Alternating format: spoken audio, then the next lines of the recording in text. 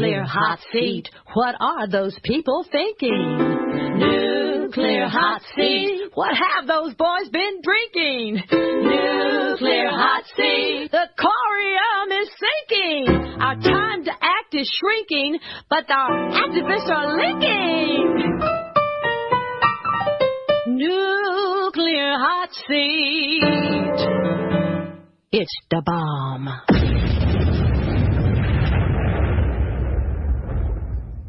Welcome to Nuclear Hot Seat, the weekly international news magazine keeping you up to date on all things nuclear from a different perspective. My name is Libbe HaLevy. I am the producer and host, as well as a survivor of the nuclear accident at 3 Mile Island from just 1 mile away. So I know what can happen when those nuclear so-called experts get it wrong. Today is Tuesday, October 27, 2015. This week, in a Nuclear Hot Seat special, we focus on the unfolding nuclear nightmare in North St. Louis, where a landfill fire is threatening a dump site of nuclear weapons waste left over from the 1940s Manhattan Project. 40,000 pounds of highly radioactive materials created during the building of the first atomic bombs lies buried at West Lake Landfill in unlined trenches. For years, this radioactive waste has been leaching into groundwater and contaminating the local area. Now, an underground fire at the adjacent Bridgeton landfill, which has been burning since December of 2010, is reportedly less than a quarter of a mile, less than the length of 3 football fields away from this waste, and estimated to intersect with it in as little as 3 to 6 months. In this program, we'll gain medical insights into what the residents face from Dr. Helen Caldicott, and hear a passionate on-the-site report from Dawn Chapman, who admins the Facebook West Lake Landfill page. But first, we hear the historic perspective from Bob Alvarez, who served as Senior Policy Advisor to the Energy Department's Secretary and Deputy Assistant Secretary for National Security and the Environment from 1993 to 1999. He is now a senior scholar at the Institute for Policy Studies and wrote the landmark November 2013 report, The West Lake Landfill, a Radioactive Legacy of the Nuclear Arms Race. Bob Alvarez, give us a sense of the history of the West Lake site and what we know about what is buried there. The West Lake site is sort of one of several areas that where radioactive waste from the Manhattan Project was stored and or disposed. And these are wastes that were generated from the 1940s through the 1950s at the Mallinckrodt Chemical Works, which operated in downtown St. Louis. And beginning in 1944, Mallinckrodt began to process ore from a mine in what was then known as the Belgian Congo in Katanga province, known as the Chinkolabwe mine. And the uranium from this mine was extremely rich, and it was actually described as a, quote, freak occurrence of nature, unquote, by a top official of the early nuclear weapons program. The mine yielded the highest concentration of uranium of any mine found in the world since that time, somewhere between 30 to 70%. And the St. Louis plant processed this uranium for use in the reactors that were used to make the first batches of plutonium for the Manhattan Project and the U.S. nuclear weapons program. And in processing that uranium, they generated a lot of waste that came out of the processing. And eventually they ran out of room, and they started to store it in the open air in piles at the St. Louis airport at Lambert Field. They basically piled up about 133,000 tons of these processed waste residues and scrap at the airport site. And some of this material was extremely radioactive. So when you process uranium, especially from rich ore deposits from the Belgian Congo, Your object is to remove as much uranium as possible to use it to make fuel and reactors. And that leaves behind the radium decay products, which in effect become much more highly concentrated. And these are much more toxic than uranium. It's isotopes like radium-226 and thorium-230. So this waste is actually much, much more radioactive than it was when it was in the form of ore. And so this waste was sort of just sitting in piles out at the St. Louis airport, and some of it was shipped to other sites, the Fernald Uranium Processing Plant in Ohio, the Ontario Ordnance Works in New York State, and it just sat around. And eventually the Atomic Energy Commission, which owned these waste products, sold what was left at the airport, about 116,000 tons, to a private company, and they then proceeded to move it and put it in open piles in an area nearby in Hazelwood, Missouri. And some of these waste materials were then moved up to Colorado, where there was a uranium mill, and they were seeking to extract other metals like vanadium and copper and nickel. But there was about 8,000, 10,000 tons of waste left over at this Hazelwood site. It was actually the worst in terms of worker exposure, in terms of the radiation it was giving off. And so the company, Cotter and B&K Construction Company, basically just drove this out to the municipal landfill and dumped it there with about 39,000 tons of highly contaminated topsoil on it. This was basically an illegal act. It happened in 1973, in July and August of 1973. And basically, nobody did anything about it until the St. Louis Post-Dispatch reported on it and embarrassed the Atomic Energy Commission. They had to send in an investigation. They conceded that, yes, the company that bought this stuff broke their rules, but they didn't do anything about it other than sort of send letters back and forth to the company.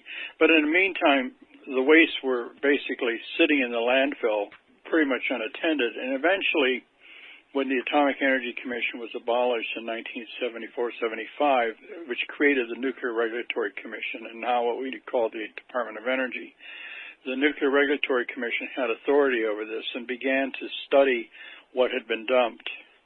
And they did several surveys, and by 1988, the staff generated a report that said the wastes that are in this landfill are extraordinarily radioactive, and that the radioactive waste is going to become even more radioactive over time because of the radium buildup or radium ingrowth occurring, because of radium's parent isotope is thorium-230, and it had a very large concentration of that. So when that decayed, it creates more radium, and that radium in turn is even more radioactive. So they recommend, the Nuclear Regulatory Commission recommended taking steps to get that waste out of there. But nothing really happened. There was no action taken by the commission, and eventually the commission more or less gave up on it and terminated the license which allowed them to regulate this problem, and it automatically shifted to the Environmental Protection Agency, where the EPA Superfund program took it over. And EPA's Superfund program is pretty much broke in terms of both finances and its ability to get things to happen anymore. It's been starved to death by the Congress. It's under a lot of pressure by lawsuits from private parties who don't want to accept the remedies that the EPA takes. So the EPA looked at this, and they pretty much had made up their mind somewhere around 8 years before that they issued a record of decision in 2008 that they would just leave the waste there and put a cap on it and subject it to institutional controls. This landfill has these highly radioactive wastes that are, contain more radium and thorium-230 than a typical uranium mill-tailing operation, uncovered uranium mill-tail operation.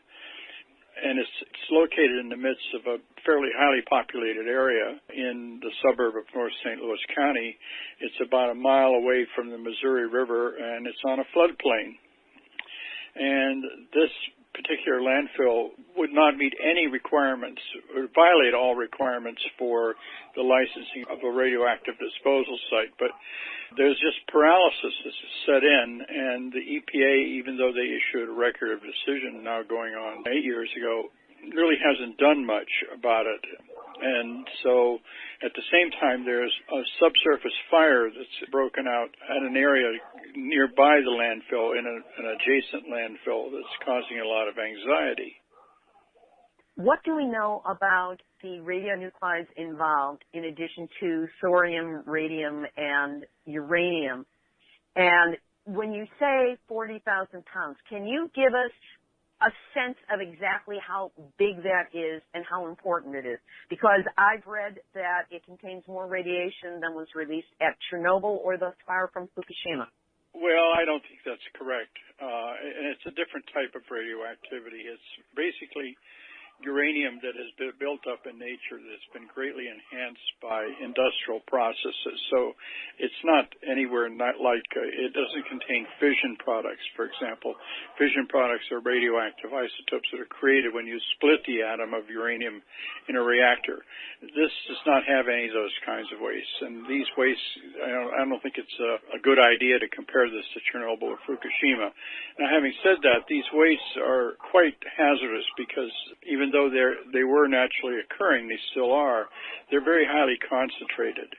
And they mostly give off a form of radiation called alpha radiation. And this is a kind of radiation that, especially if you inhale it or ingest it, is roughly about 20 times more potent a carcinogen than, let's say, X-rays. And so it's a dangerous material, and it shouldn't be there. About 80% of the radioactivity that they measured in the soil there is thorium-230, and this is considered one of the more, it's comparable to plutonium in terms of its radiotoxicity. And so it doesn't have a lot of the mixture of radioactive isotopes that would be created in a reactor. So it's not really a fair comparison. The landfill is about 200 acres. It's about 16 miles northwest of downtown St. Louis. The area, the landfill that has the radioactive material from the Malincront plant is about 15 acres in two areas, and the contamination is about 65 feet deep in some areas. And what's going on is a slow sort of movement and flushing of these wastes out into the nearby environment. And it's not happening in huge quantities, but it's happening slowly and surely, and over time it will build up and then eventually become quite dangerous. From your perspective, what, if anything, can be done to mitigate this situation? Well, I think that right now there's just administrative paralysis going on. The EPA is not taking any immediate action.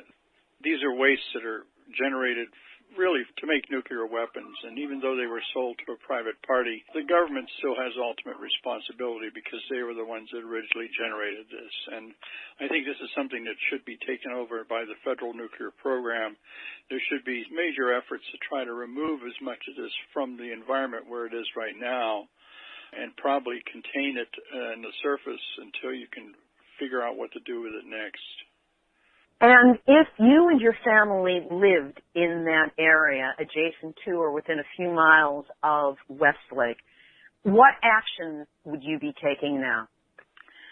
Well, I mean, it's very hard to be an ordinary person living near a landfill like this because, first of all, when you moved there, you didn't know anything about it. The authorities that have control over that have really not done their job.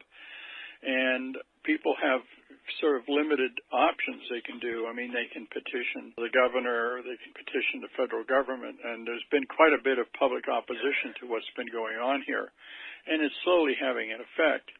But it really is going to ultimately depend on the congressional delegation, the governor, and others saying enough is enough, and we have to take action, and this is going to require federal monies. If you were in the immediate area, would you stay or would you go? Well, what I know right now, I would not live there. But, that's because I've been around this stuff for a long time. But, having said that, people don't necessarily have the options that I would have.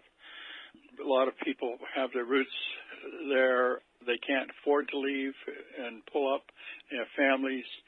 So I think you need to be mindful of that. It's not the kind of danger. I mean, there are certain areas that have been contaminated by these wastes, and they're now discovering that the areas have been enlarged by the runoff and the natural processes that have spread the waste around in communities nearby. And so you can choose to move. I personally would not be living there, but I'm not in a position to tell other people what they should be doing or shouldn't be doing in this regard. I grew up in a highly polluted environment in Youngstown, Ohio, where when I was a small child, people were dropping dead in the streets because of the air pollution. And this was a source of income for many people. And you just can't say, okay, time to leave, go find something else to do. It's a very difficult situation, but it does require, I think, much more attention and action by the responsible parties, especially the federal government, really needs to intervene and try to fix this problem as soon as possible. That was Bob Alvarez, Senior Scholar at the Institute for Policy Studies. We will have a link up to his report on our website, nuclearhotseat.com, under this episode, number 227. And yes, that's right. The Nuclear Hot Seat website is now back up and better than ever. Huzzah! Many of you had a part in making this happen through your generous contributions, and I am grateful to all of you. However, Nuclear Hot Seat still has monthly operating expenses, so donations are always needed and welcomed. To donate, go to our website. I love being able to say that again. Go to nuclearhotseat.com and click on the big red donate button. It provides a secure link for you to make a donation, either through PayPal or directly from your credit or debit card. And if you prefer not to donate online, email me for a snail mail address where you can send your donation. Whatever you can do to help with our ongoing expenses, thank you.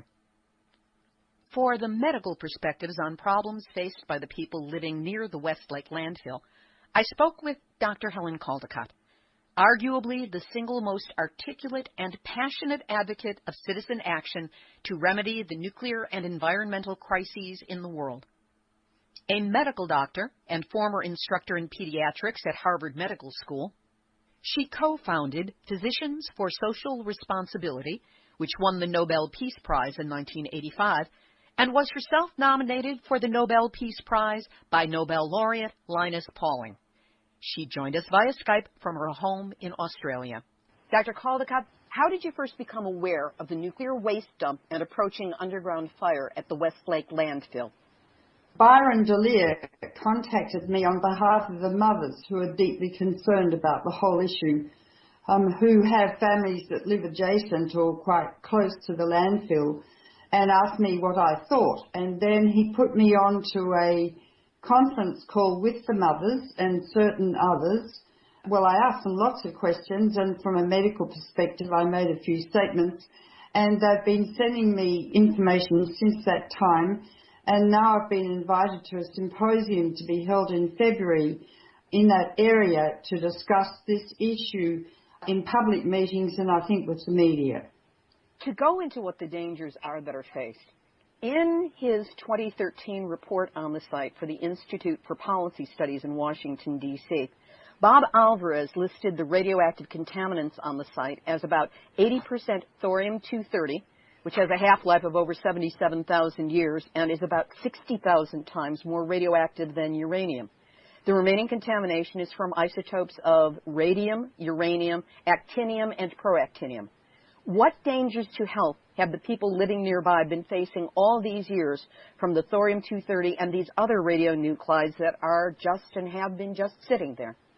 Well, it's quite extraordinary, really. I mean, they imported the richest uranium in the world from the Congo during the Manhattan Project so that it would be much easier to make bombs from the uranium, which was very, very rich. And that's unusual to find such a rich grade of uranium. Hence, the byproducts of that enrichment to produce uranium to the tune of, I don't know, about 80% enrichment are extremely radioactive, as Bob Alvarez says. thorium decays to radium-226. Now, radium-226, and it consistently decays all the time. Radium-226 is an alpha emitter, means tiny particles emitted from the atom. It doesn't damage you unless it's inside you, so that if you eat food contaminated with radium, radium's very soluble, it concentrates in the food chain and you can't taste the radium, and radium is a calcium mimicker. In other words, it goes to bone and teeth.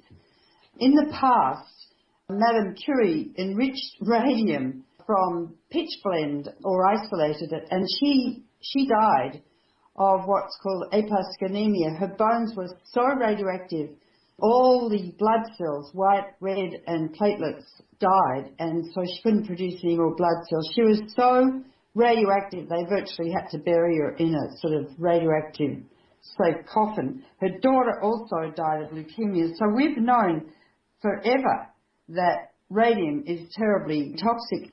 So radium is a daughter of thorium, and there's a lot of radium in that area. It's very soluble, and it has been seeping into the water supplies in Coal Creek, and radioactive elements have been found in trees adjacent or close to the site, and also in soil, and I'm sure it's concentrating in people's food. Then the other elements are radon gas, which is also a daughter of uranium. Uranium decays to a series of radioactive elements, and they're called daughters, not sons, and radon is a gas, and when you inhale radon, it's a potent cause of lung cancer. In fact, it's seen now by your officialdom, it's one of the main causes of cancer in the population.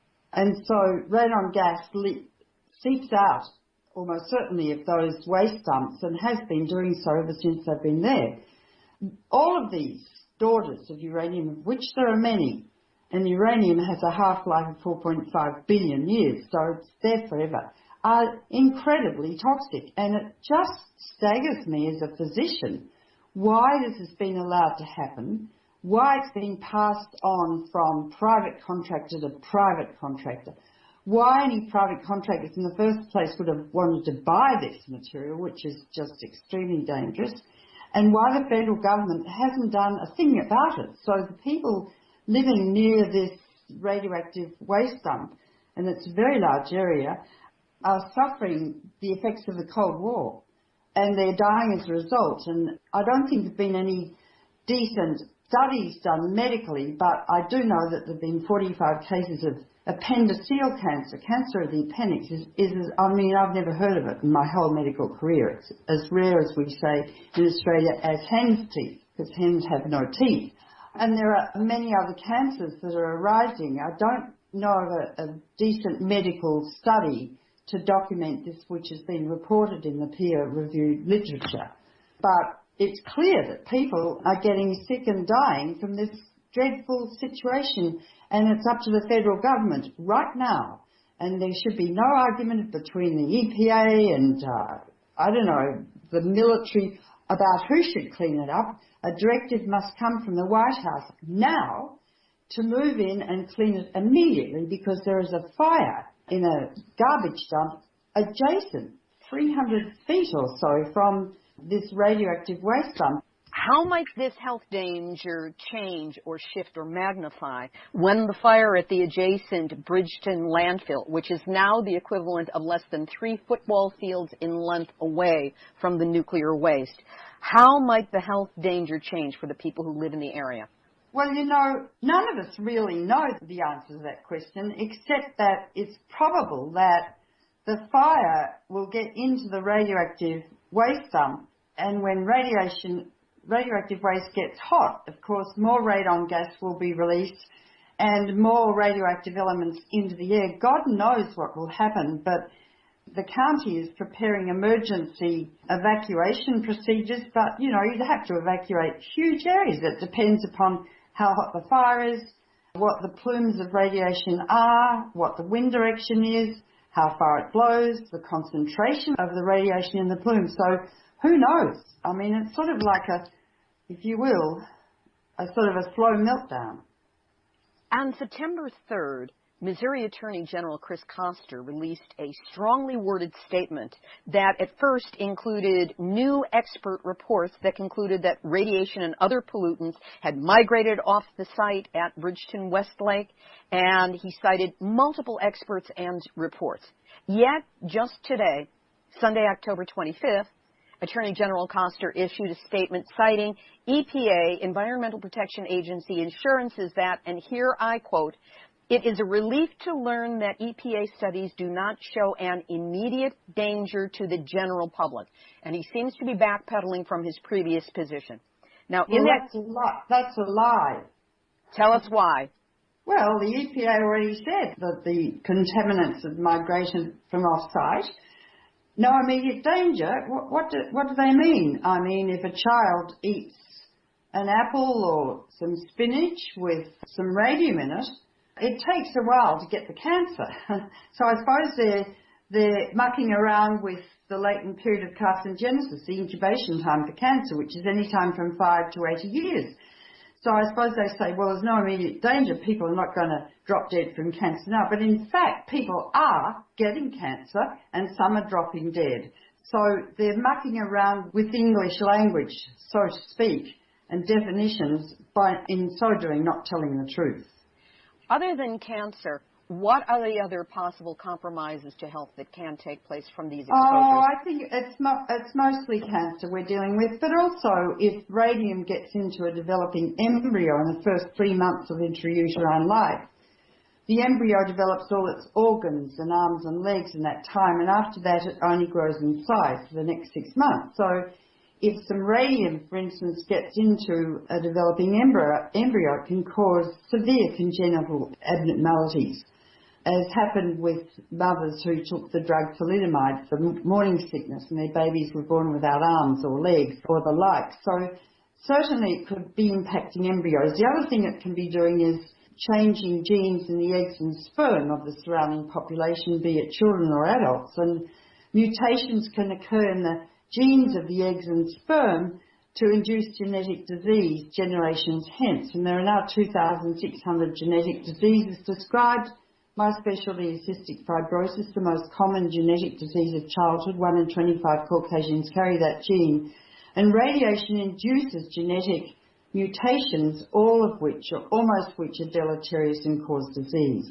We're not talking about immediate disease, except if the mutation is dominant, which could cause, dwarfism, and there are quite a few dominant mutations which will arise in the next generation, but most mutations are recessive and they don't express themselves unless 2 recessive genes get together, like blue eyes, or 2 genes for cystic fibrosis, or 2 genes for hemochromatosis. That's a long-term major health problem. So we're dealing, this is what the nuclear age means, Libbe. This is what the nuclear age means, and most people don't understand, but I can tell you that the nuclear industry understands and hides behind lies. With your plans to go to North St. Louis early next year, what do you envision yourself doing and what do you hope to accomplish? All I'll do is I'll have a blackboard and a piece of chalk or a whiteboard, and I will teach people what radiation does and what the various elements are in the radioactive waste dump, and what uranium is and the various forms of radiation, be it gamma like X-rays, which is being emitted from that dump, or alpha or beta radiation and what that means, how it damages cells, how it can mutate a gene in a cell called the regulatory gene, and the cell will sit dormant for any time from 5 to 80 years, and one day, instead of dividing into 2 by mitosis in a regulated way, it produces trillions of cells, and that's a cancer. I'll teach them that it takes a single alpha particle to hit a single gene in a single cell to induce cancer and kill you.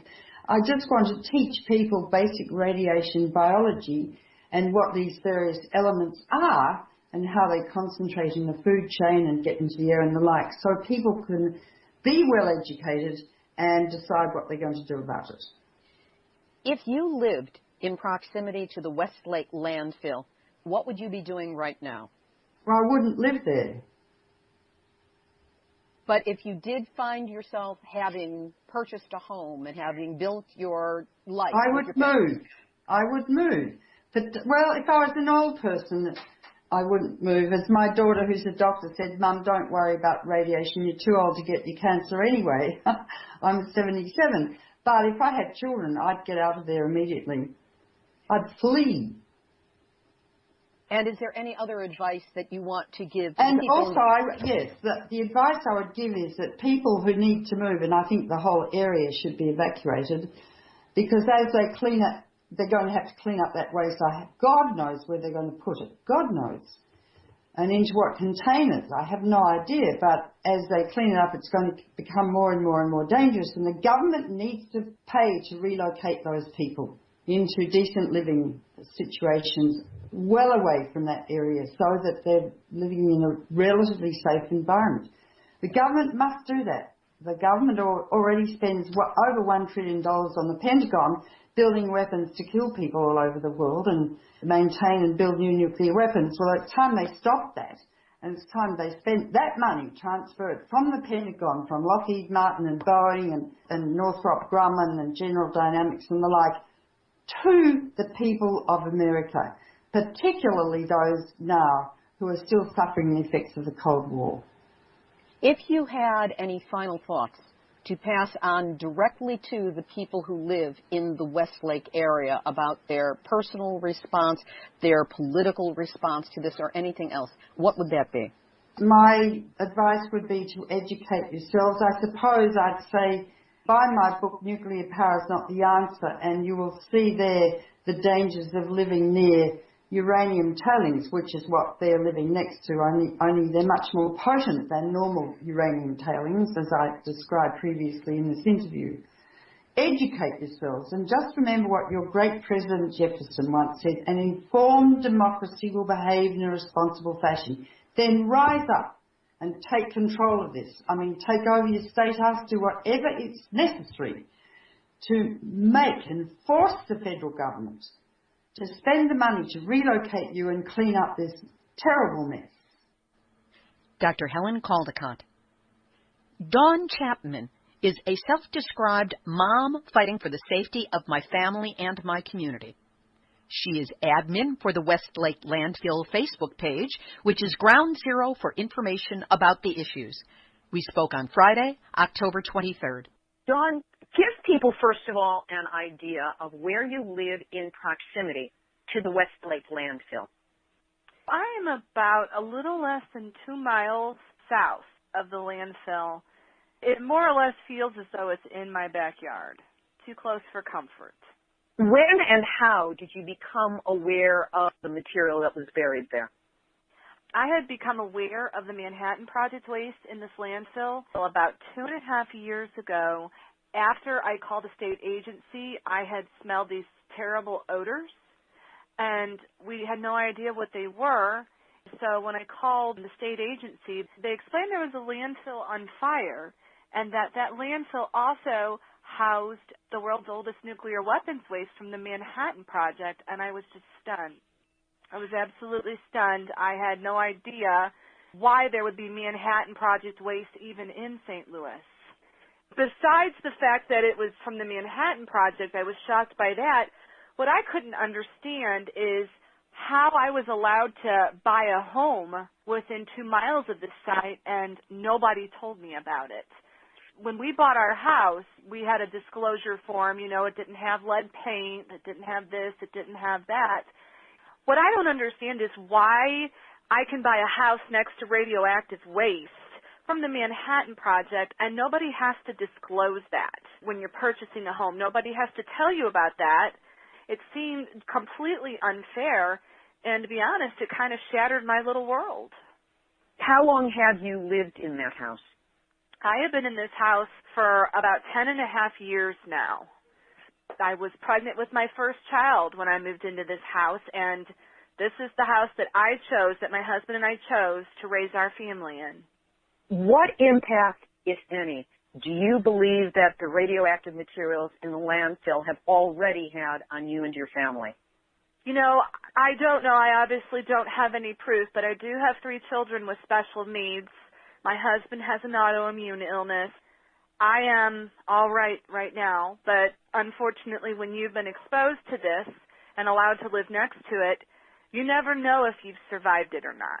You never know if you came out unscathed, because I don't know that I'm not going to wake up next week with a lump somewhere. You know, unfortunately, that story is playing out with all my neighbors and the people that live around this area, as well as the people that live in other areas in St. Louis that this radioactive waste has been allowed to sit out within their communities. What moved you to decide to start the Facebook page, West Lake Landfill?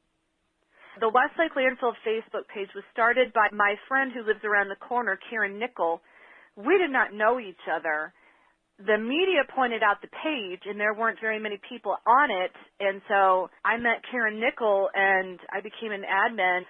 You know, Karen Nickel grew up around this waste, played in parks in North County that they're now finding radioactive waste in, and she's very ill, and both of us were just so furious is the word that comes to mind, that this has been allowed to happen in this entire area and that nobody knows about it.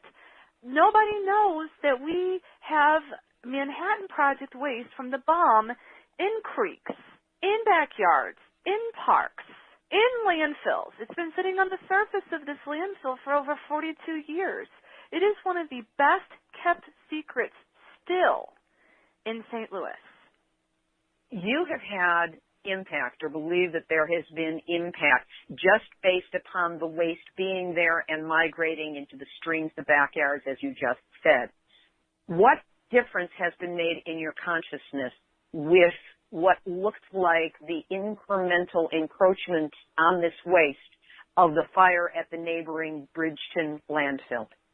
So now you're going to get me emotional. I'm going to start to cry here in a minute. You know, nobody that comes in contact with this waste, not the workers, not the victims of Nagasaki and Hiroshima, not the people who lived around it, grew up around it in North County, nobody that encounters this waste anywhere and gets away from it and doesn't have consequences. It's unique. It touches people. Maybe it's cancer. Maybe it's autoimmune. Maybe it shows up in a birth defect in their child.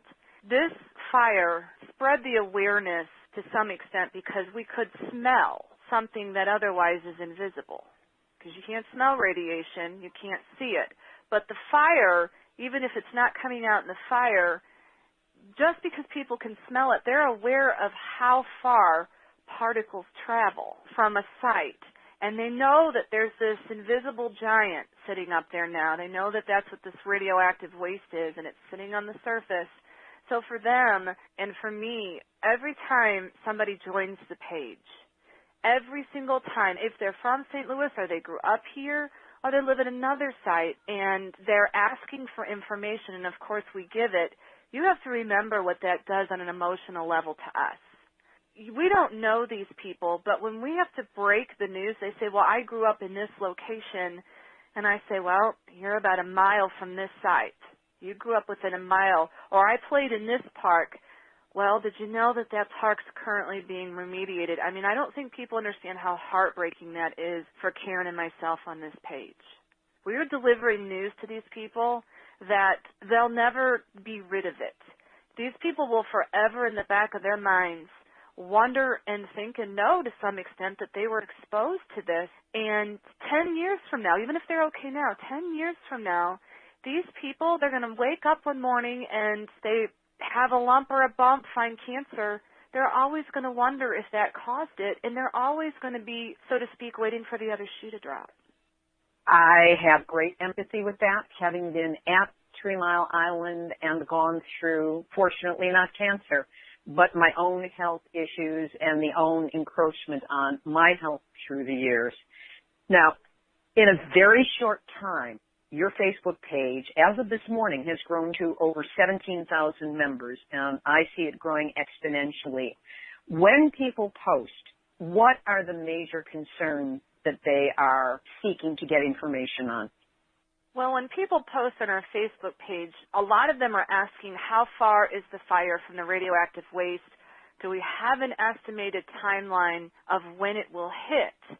And that's a question that I can't answer them. And unfortunately, when I try and I say, well, you know, we are trying to prevent that from happening, it doesn't relieve their panic because and I think you will empathize with this, the mere fact that the government has let it sit out that long and has let it sit out in a creek and out in parks, the mere fact that the government let this sit out all over the place in St. Louis, you know, they're asking themselves, what makes this situation one that the government is suddenly going to swoop in and save the day?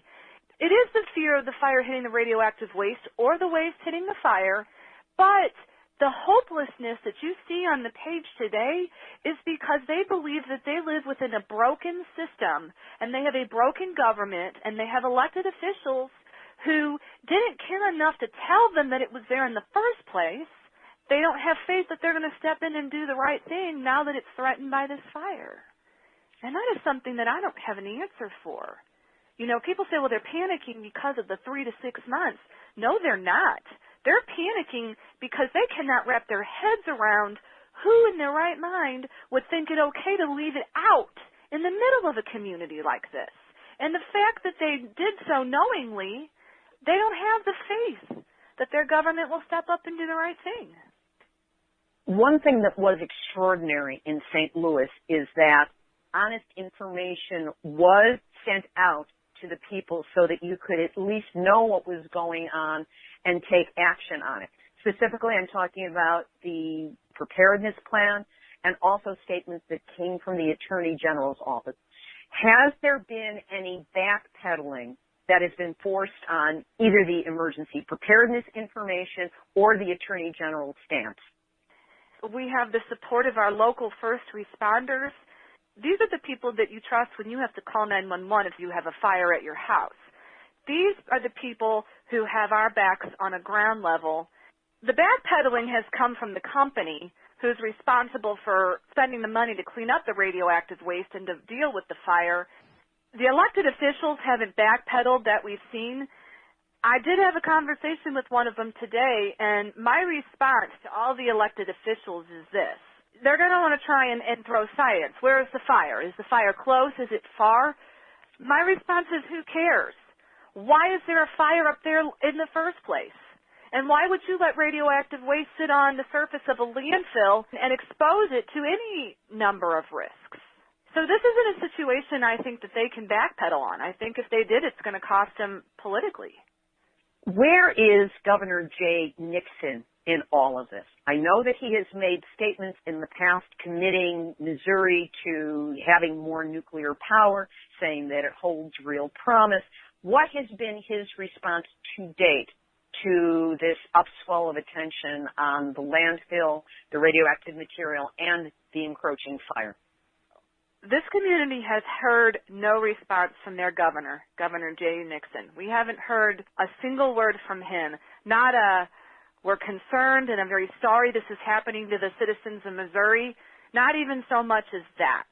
And it's very disappointing because I get that he may not have a magical fix for this site, but he can at least acknowledge the pain and suffering that this site is causing the citizens of his state of Missouri, and he can acknowledge the legacy that has been allowed from the Manhattan Project and from this nuclear waste to sit and contaminate all over St. Louis County and North County in his state. And that is the very least that he should be doing right now, and we're not hearing that. The EPA has finally showed up and moved in. This is more than 2 years after the report came out that Bob Alvarez wrote about what was actually in the landfill. Now suddenly that it's hit the news, the EPA has moved in, and what I thought is that they're trying to say that there is no danger from possible radiation release and that the fire is moving in another direction, which to me sounds like the dog ate my homework. How are their statements being received, and what, if any, reassurance has resulted in the local population? You know, EPA statements are not being received well, and what I mean by that is, as an agency, they are blowing every ounce of credibility that they ever could have had with this community. And I say that because you're right. They are coming in and they are trying to characterize this waste and figure out how much radioactive waste, what kind is it. They've had this site for over 20 years, and they have done none of that, even though we have been begging. And the real failure comes You cannot ever call a site safe. And you cannot have ATSDR write a report saying a site is safe using 10-year-old data. You can't say that and then in the next sentence turn around and say, we're currently testing to try and characterize where the waste is and what it is. If you don't know where it is and what it is and how much of it you have, then you don't know anything about this site. So you have no business telling people it's safe. The second thing is, and I think you guys are probably watching it, there's this great report that just came out from the World Health Organization on exposure to low levels of ionizing radiation. Exposure at low levels to ionizing radiation significantly increases the risk of cancer and other illnesses. The levels that EPA is using to state are safe at this landfill are based on acute exposure levels for nuclear workers and Hiroshima and Nagasaki victims. They are not using these remediation levels to even think about chronic exposure. The mainstream media has finally been taking note of what's going on at West Lake. Looking at the media coverage, how has it been? Has there been extensive coverage in the St. Louis area? And do you feel that the community has been served by media coverage in any important way? You know, that's a twofold question. Any media coverage for us spreads the word because we are just moms. And it's difficult. All we have is a Facebook page. I can't spend a lot of money on billboards. So any media coverage helps spread the word. However, there's a lot of really ugly politics behind radioactive waste right now in the state of Missouri. Local media is very much influenced. And so we've learned that there are people that are sensitive and they acknowledge what we're going through. And there are also media who are on the side of the big corporations. So we've had to learn who is who. And it's very frustrating. A lot of times our words get spun. There are some great journalists out here in St. Louis and some wonderful media that just understand this issue and think it's horrible, and they do their best to report on it, but then when it hits the producer, it gets edited and changed. And it's very frustrating for them as journalists. They want to remain as unbiased as they can, but during the editing phase is where a lot of that stuff happens. And it's very unfortunate. You know, we have good media days and we have bad media days. Knowing what you do about what's going on, what plans have you made or been able to make for yourself and your family? Boy, that's a great question. I'll be honest with you. I have not been able, it has been so busy the past week and a half that I haven't been able to put a detailed plan in place for my family. I've been trying to help everybody else with theirs for their family. But in the back of my head, I know two things. I will never let my children be here when the fire hits that waste. That there will never come a time when you can ever convince me that it is perfectly safe for a fire to hit the world's oldest nuclear weapons waste and for that not to be an enormous problem. So I will not be here and my family will not be here when and if that is allowed to happen. The second thing is I'm in a unique situation from my house. I don't want to live here anymore. If I'd have known this, I never would have chosen this home. This is not where I would have chosen to raise my children. But that being said, a lot of people say, well, you know, you're not a tree. Get up and move. Listen, I am not ever going to put another family in the situation that I'm in right now. I am not going to put my house up for sale and sit across from somebody during the closing and hand the keys to my house over to another family with children and let them come in to this situation that I'm in. I refuse to do that. I also refuse to be that person that buries their head and doesn't tell others. I would have appreciated a knock on my door knowing about this site when I went to buy this house. Somebody should have told me. And, you know, as far as I'm concerned, whether they think this is serious, whether they're not worried about it, that's up to them, but everybody has the right to know. In hindsight, there may be no place on this planet safe enough for it, but it sure as heck doesn't belong in people's backyards, in parks, or sitting on the surface of landfills next to schools. That is something that this community needs to come together and make the elected officials understand that the citizens of St. Louis are no longer going to tolerate radioactive waste sitting in their parks and in their backyards and in their creeks and sitting on the surface of landfills. It is no longer going to be tolerated.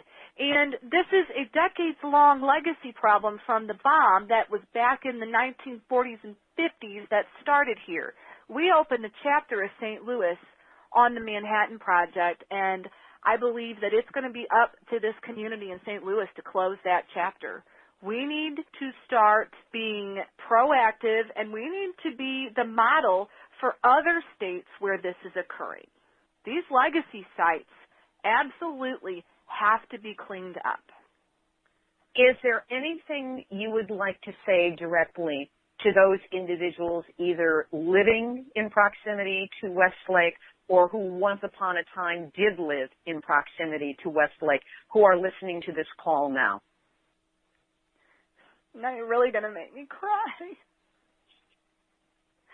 I'm very sorry that nobody told you. I am sorry. It's not my place to apologize, but somebody owes you an apology, and I don't know who that is. But somebody owes you an apology for letting you live somewhere and letting this be sitting out and for you not knowing about it. I am trying as a mom. My heart goes out to you. Whether you're a mom, a dad, a grandma, aunt, or uncle, or a good neighbor, we all wish well for others. And we all wish that they would live in a safe area, and I just don't believe that this is one of them. I would like your help. As hopeless and as upsetting as it is, there's always hope, and there is such a large following of people that are aware of this issue, and with this broadcast, I hope we get more. We all need to band together, and we need to make them fix this. Everybody hearing this now knows about it, and they can't say that they don't. And so you are now part of the legacy of the Manhattan Project because you know about it, because you're listening and you're hearing this. And it is up to you to be part of the solution, because if you walk away from hearing this and you do nothing, you are putting yourself in a position where you're part of the problem. You move me to tears as well. If there is an action that can be taken by the national and international listening audience of Nuclear Hot Seat, we are listened to in 58 countries on 6 continents in the course of any given month. What can we do to best support you now? I need you to call the 2 senators from the state of Missouri, that is Senator Roy Blunt and Senator Claire McCaskill. I need you to call the Department of Energy, and I need you to call the White House. Your message to all these people needs to be the same. We, as America, do not leave our soldiers behind. This is waste from World War II. This is the Manhattan Project waste. And these people that are dying of cancer, and these people that are getting sick and losing children, anybody that has been harmed by this or has lost a loved one or lost their life, these are all victims of World War II. And worse yet, it's occurring by friendly fire. It is time to end this legacy and clean this up. I am so sorry that you and all the others are living this nightmare. I'm just very appreciative that you guys are giving us a platform, and I feel like you guys understand what it is we're going through. And I want to thank you and others who have fought this issue before I even knew about it, because you were fighting for my life and you didn't even know, and neither did I. Dawn Chapman. The names and contact information on politicians and government agencies she's mentioned, as well as a link to the Facebook page, will be found on our website, nuclearhotseat.com, under this episode, number 227. And we will continue to follow the West Lake Landfill nightmare in the coming weeks.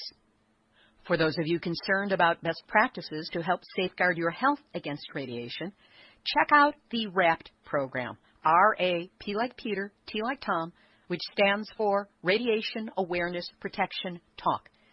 It's a 6-audio series that I put together with certified nutrition educator Kimberly Roberson, who is also the founder of Fukushima Fallout Awareness Network. It is a 6-audio program on ways to best help safeguard your health against radiation, and you can find it at RAPT, R-A-P like Peter, T like Tom, awareness.com, or search out RAPT on Facebook. Here's today's final thought. To the people whose lives are being directly impacted by the West Lake Nuclear Landfill, I am so sorry that you are going through this. One of the major unacknowledged byproducts of nuclear technology is the emotional impact it inflicts on those subjected to its errors. Right now, each of you is probably feeling stunned, shocked, enraged, depressed, horrified, overwhelmed in grief, and or much more. You may be engaging in a variety of compulsive behaviors with food, alcohol, or your substance or behavior of choice. You may be frenetically busy or catatonic, may find yourselves weeping or screaming or going from one emotional extreme to another. I know. After 3 Mile Island, I found myself doing all of these, and much worse. You are not experiencing post-traumatic stress because there's nothing post about this. You are still going through it. You are being stressed to the max every day. Realize that everyone around you is similarly fragile right now. So be gentle with yourself and kind to those around you. At core, you are facing one of 2 equally unacceptable decisions: leave or stay. Whether you stay or whether you go, what will keep you sane is fighting back.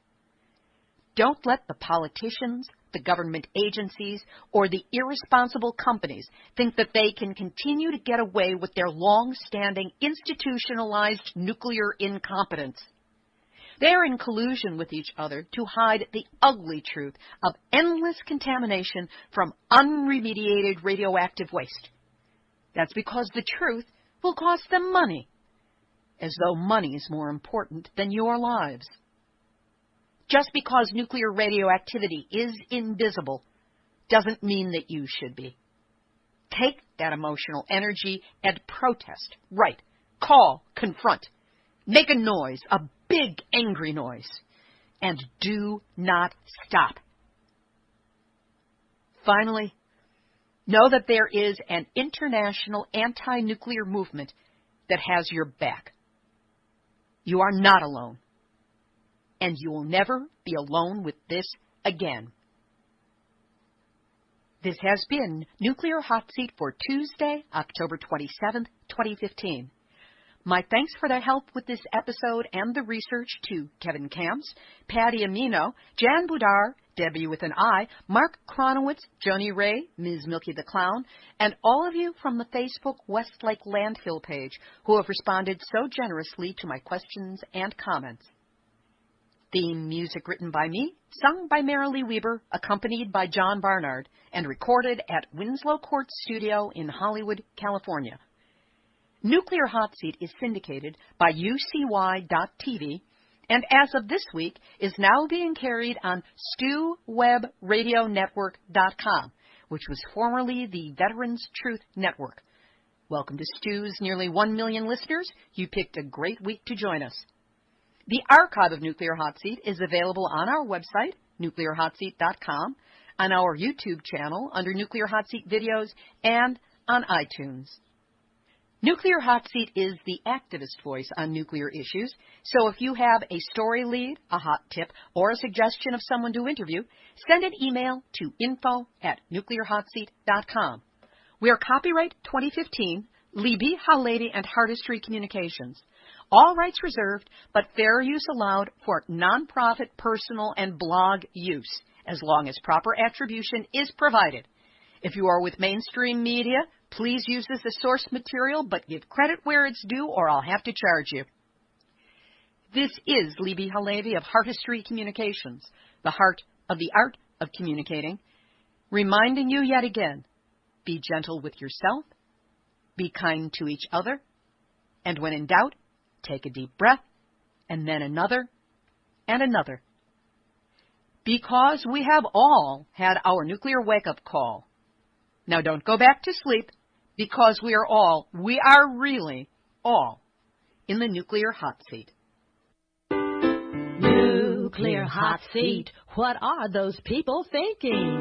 Nuclear hot seat, what have those boys been drinking? Nuclear hot seat, the corium is sinking. Our time to act is shrinking, but our activists are linking. Nuclear hot seat, it's the bomb.